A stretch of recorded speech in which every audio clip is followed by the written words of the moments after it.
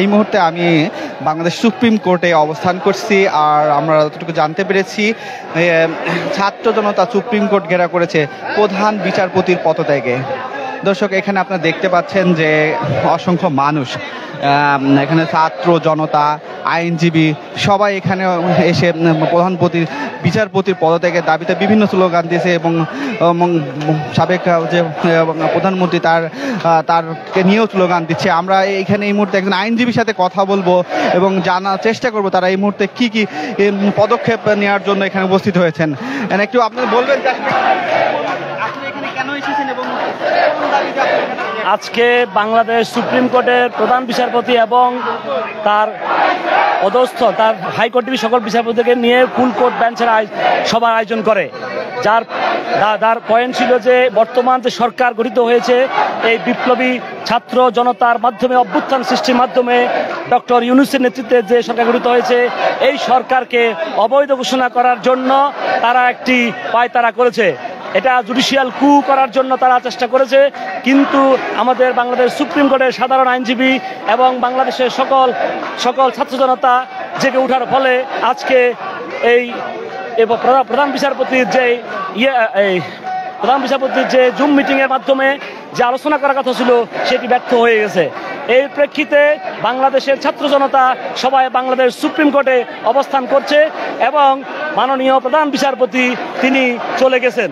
আমাদের দাবি ছিল এই প্রধান বিচারপতি তিনি একজন আওয়ামী লীগের দালাল, তিনি বাংলাদেশ সুপ্রিম কোর্টের ইতিহাসের সবচেয়ে জঘন্যতম বিচারপতি।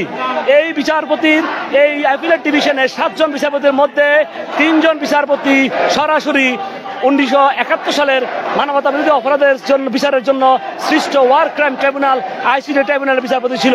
তারা হচ্ছেন chief justice Obaidul Hasan, M Enayetur Rahim এবং শাহিনুল ইসলাম। তারা এই 3 জন প্রমোটেড হয়ে সুপ্রিম কোর্টের অ্যাপিলেট ডিভিশনে আসছেন। তাদের উদ্দেশ্য এই বাংলাদেশকে অস্থিতিশীল তৈরি করা। আপনারা জানেন বাংলাদেশের কোটা আন্দোলনের সর্বপ্রথম যে উত্তেজনা সৃষ্টি করেছে এই প্রধান বিচারপতি বলেছিলেন ছাত্রদের উদ্দেশ্যে যে আন্দোলন সংগ্রাম করে কোনো অবস্থাতে বিচার প্রক্রিয়া দুলিশাত করা যাবে না। তিনি বলেছেন যে আন্দোলনের মাধ্যমে বিচারের রায় চেঞ্জ হবে না। অথচ কিছুদিন পরে আমরা দেখতে পেলাম যে এই বিচারপতি 93% আদেশ দিয়ে তিনি কোটা আন্দোলন প্রতিষ্ঠার যে কোটা আন্দোলনের মধ্য দিয়ে যে সংগ্রামের শুরু হলো এই মাননীয় প্রধান বিচারপতির বক্তব্যের মধ্য দিয়ে। থ্যাংক ইউ আপনাকে। দর্শক, আপনারা দেখতে পাচ্ছেন যে এখানে স্লোগানরত অবস্থান করছে ছাত্র সাধারণ জনতা এবং আইনজীবীরা।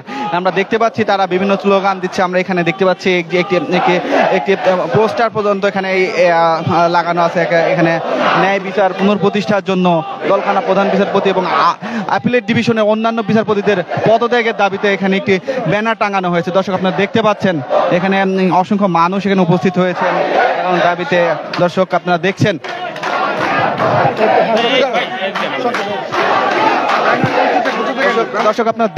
এইখানে অসংখ্য মানুষ উপস্থিত হয়েছেন। তারা এখানে তাদের বিভিন্ন স্লোগান দিচ্ছেন। আমরা আরেকজন আইনজীবীর সাথে কথা বলার চেষ্টা করবো, আসলে তারা কেন এখানে এসেছেন এবং তাদের কি কর্মসূচি দিয়েছেন একটু আমরা শোনার চেষ্টা করবো। একটু সংক্ষেপে আমাদের বলবেন। আচ্ছা, আমরা আজকে সকাল থেকেই আমরা আসলে মূলত এখানে জড়ো হয়েছি। আমাদের এজেন্ডা ছিল একটাই, যে এই অ্যাপিলেট ডিভিশনের যে সব অবৈধ বিচারপতি আছেন, যারা হচ্ছে ইনক্লুডিং প্রধান বিচারপতি সহ, তারা আসলে মূলত এখানে বিচার কার্য পরিচালনা করার জন্যই তারা মূলত এখানে বসেন নাই। এখানে তারা সরকারের অবৈধ এজেন্ডা বাস্তবায়ন করার জন্য মূলত এখানে এতদিন যাবত তারা বসেছেন এবং তারা মূলত নিউট্রাল কোনো বিচার ব্যবস্থা প্রতিষ্ঠা তারা করেন নাই। তারা হচ্ছে যে দেখবেন যে সাধারণ মানুষের যেসব মামলা যেগুলো ছিল সেগুলো অনেক বড় দিন অনেক বছর চলতো। এখন একটু বলবেন যে এখন এই মুহূর্তে আপনাদের আসলে কি কর্মসূচি চলছে আপনার আইনজীবীদের? এখন যেহেতু অলরেডি আমাদের আন্দোলনের তুমুল আন্দোলনে অলরেডি আমরা শুনতে পেরেছি যে প্রধান বিচারপতি সহ অন্যান্য বিচারপতিরা তারা একটা নীতিগত সিদ্ধান্ত নিয়েছে যে তারা পদত্যাগ করবেন। সুতরাং তারা যদি পদত্যাগ করে আমরা চাই যে তাদের পদত্যাগের মাধ্যমে আমাদের জুডিশিয়ারিটা কলঙ্কমুক্ত হবে এবং আমরা একটা নতুন জুডিশিয়ারির আলোকে এই দেশটাকে নতুনভাবে গড়তে চাই। ধন্যবাদ আপনাকে। দর্শক, আপনারা শুনছিলেন যে একজন আইনজীবী তিনি বলছিলেন যে আসলে বাংলাদেশ বিচার ব্যবস্থাকে পুনরায় নতুনভাবে ঢেলে সাজানোর জন্য তারা এখানে তাদের দাবি নিয়ে এখানে সুপ্রিম কোর্ট প্রাঙ্গণে তারা এসেছেন এবং তারা কর্মসূচি পালন করছেন। দর্শক, আপনারা দেখছেন যে এখানে আসলে সুপ্রিম কোর্ট প্রাঙ্গণে সাধারণ শিক্ষার্থী এবং সাধারণ মানুষ সহ এবং আইনজীবীরা এখানে উপস্থিত হয়েছে। তারা চাচ্ছে প্রধান বিচারপতির পদত্যাগ, তারা চাচ্ছে নতুন করে বাংলাদেশ বিচার ব্যবস্থাকে ঢেলে সাজাতে। দর্শক, আমি আজকের পত্রিকা ফেসবুক লাইভ আপনাদের সাথে যুক্ত আছি চপল রহমান। দর্শক, দেখতে পাচ্ছেন এখানে নিরাপত্তার জন্য বাংলাদেশ সেনাবাহিনী সুপ্রিম কোর্ট প্রাঙ্গণে তারাও এখানে তাদের টহল গাড়ি নিয়ে উপস্থিত হয়েছেন। আমরা সুপ্রিম কোর্ট প্রাঙ্গণে একটু ঘুরে দেখব যে আসলে বর্তমান সার্বিক পরিস্থিতিটা কি। সুপ্রিম কোর্ট প্রাঙ্গণে আসলে দর্শক এই মুহূর্তে নিরাপত্তা কঠিন শক্ত নিরাপত্তা ব্যবস্থা দেখা যাচ্ছে। আর এখন পর্যন্ত সাধারণ মানুষ দর্শক দেখতে পাচ্ছেন যে সুপ্রিম কোর্ট প্রাঙ্গণে প্রবেশ করছে। সামনে আরও কিছু মানুষ উপস্থিত হয়েছেন, তারা সুপ্রিম কোর্ট প্রাঙ্গণে গেট থেকে ঢুকেই তারা অবস্থান নিয়েছেন যে এখানে এসে তারা তাদের দাবি জানাতে। দর্শক, আপনারা দেখছেন যে এখানে সাধারণ ছাত্র এবং তারা এসে উপস্থিত হয়েছেন পতাকা হাতে। দর্শক, এখানে দেখছি আমরা সেনাবাহিনীর সদস্যরা এখানে এসেছেন, তারা নিরাপত্তার দায়িত্ব পালন করার জন্য। দর্শক, এদিকে দেখছি নিরাপত্তা বাহিনীর এখানে সদস্যরা এখানে এসে উপস্থিত হয়েছেন, তারা সুপ্রিম কোর্ট প্রাঙ্গণে নিরাপত্তা নিশ্চিতের জন্য তারা এখানে এসেছেন। দর্শক, আমরা দেখছি সামনে আরো অসংখ্য মানুষ উপস্থিত আছেন। তারা আসলে প্রধান বিচারপতির পদত্যাগের জন্যই সুপ্রিম কোর্ট প্রাঙ্গণে প্রবেশ করেছে আমরা যতটুকু জানতে পেরেছি। এখানে দর্শক, আপনারা দেখছেন সুপ্রিম কোর্ট প্রাঙ্গণের বর্তমান পরিস্থিতি। এখানে সুপ্রিম কোর্ট প্রাঙ্গণের বিভিন্ন পয়েন্টে ছাত্র জনতা এবং আইনজীবীরা উপস্থিত হয়েছেন প্রধান বিচারপতির পদত্যাগের জন্য। দর্শক, আপনারা দেখছেন সুপ্রিম কোর্ট প্রাঙ্গণের বর্তমান পরিস্থিতি। আমরা দেখব সামনে গিয়ে একটু যে আসলে কি অবস্থা এখানে সাধারণ জনতার উপস্থিতি এবং সাধারণ শিক্ষার্থীদের উপস্থিতি যে এখানে রয়েছে।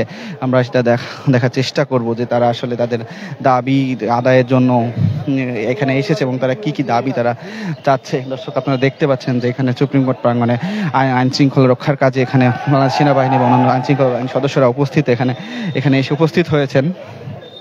দর্শক, আমরা চেষ্টা করব একজন সাথে কথা বলার যে আসলে বর্তমান পরিস্থিতি নিয়ে আমরা দেখছি এখানে কথা বলছেন একজন, একটু কথা বলার একটু চেষ্টা করবো। দর্শক, আপনারা শোনার জন্য একটু দেখেন।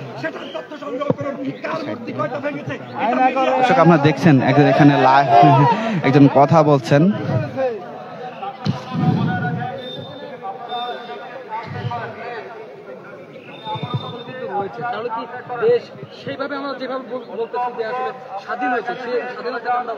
স্বাধীনতার স্বাদ আপনি নিশ্চয়ই জানেন। যারা স্বাধীন করে তারা বলবে বাংলাদেশ কেমন চলবে। প্রত্যেকটি স্বাধীনতার পরেই যারা স্বাধীনতা করেছে তারাই ক্ষমতায় থেকেছে। এখন বাংলাদেশ কেমন চলবে ছাত্র জনতা সিদ্ধান্ত নেবে। অতএব ছাত্র জনতা মিলে যেই বাংলাদেশ গড়তে চায় সেই বাংলাদেশ আওয়ামী লীগের কথায় আর কিছুদিন চলবে না, এটা চলতে পারে না। এই ক্ষেত্রে বাংলাদেশের প্রেসিডেন্ট বর্তমানে আওয়ামী লীগের নির্বাচিত এবং বিভিন্ন কোনো রাষ্ট্রীয় বিভিন্ন দায়িত্ব এখন আওয়ামী লীগের যারা মনোনীত করছে এবং বিভিন্ন জায়গাতে আওয়ামী লীগের লোক নির্বাচিত করে মনোনীত করছে, তারা এখনো দায়িত্বে আছে। এই অবস্থা কি আমাদের দেশ কি সেই সোনার বাংলা বা আমরা কি পরিপূর্ণ স্বাধীনতা পেয়েছি? আপনাদেরকে মনে রাখতে হবে ৭১ সালে যুদ্ধের পরেও আমাদেরকে দেশ গঠন করতে সময় লেগেছে। দুর্ভিক্ষ পর্যন্ত এই দেশে হয়েছে, বিভিন্ন ধরনের সমস্যায় পড়েছে। আমি মনে করি বাংলাদেশ মাত্র ৫ দিনের মধ্যে যেভাবে ঘুরে দাঁড়িয়েছে, আমি মনে করি এই বাংলাদেশ আগামী দিনের টাইগার খ্যাত বাংলাদেশে পরিণত হবে। আমাদের সুপ্রিম কোর্টে আসার কারণ হচ্ছে আজকে এখানে হাইকোর্টে ফুল কোর্ট বসেছিলেন তারা, অথচ আমাদের নতুন যিনি আইন বিভাগের দায়িত্ব পেয়েছেন, আমরা যতটুকু জানি ডক্টর আসিফ নজরুল স্যার, তিনি কিন্তু এখন রংপুরে আছেন। তাহলে তারা কার সাথে পরামর্শ করে কার অনুমতি নিয়ে তারা কোর্ট বসালো? আমরা জানি যে তারা আসলে একটি কু করার জন্য, এই যে বিপ্লবী সরকার এটিকে অবৈধ ঘোষণা করার জন্য শেখ হাসিনার এই দোসরেরা তারা চেষ্টা করছে। আমরা ছাত্র জনতাকে সচেতন করে বলছি যে এই যে দেখুন, পুলিশ বাহিনী, রাষ্ট্রীয় বিভিন্ন সংস্থা, NSI, DGFI, PBI, DB, CID, এরকম যত রাষ্ট্রের ফাংশন আছে, এই ফাংশনগুলোকে দ্রুত কার্যকর করতে হবে।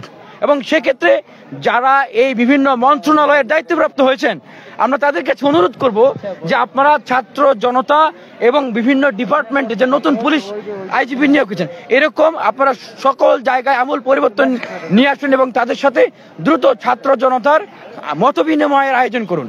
ছাত্র জনতা তাদের কাজে সহযোগিতা করবে। এবং আমি একটা কথা মনে করে দিতে চাই, পুলিশ প্রশাসনের ভাইয়েরা কর্মবিরতিতে গিয়েছেন, তারা কিন্তু প্রকারান্তে তারাও একটি কু করছেন, ওয়ান কাইন্ড অফ কু। কারণ তারা রাষ্ট্রের যে শৃঙ্খলা বিধান, রাষ্ট্রের শৃঙ্খলা বিধানে তারা সহযোগিতা না করে বিশৃঙ্খলাকে তারা উস্কে যায়। আরেকটা কথা বলতে চাই যে এই সকল সমস্যার কোনোটারই সমাধান হবে না, কিছুক্ষণ পর পরই কিন্তু এই প্রতিবিপ্লব মাথাচাড়া দিয়ে উঠবে। যতক্ষণ পর্যন্ত এই রাষ্ট্রপতি বহাল থাকবে, যতক্ষণ পর্যন্ত এই সেনা প্রধান বহাল থাকবে। থ্যাংক ইউ আপনাকে অনেক।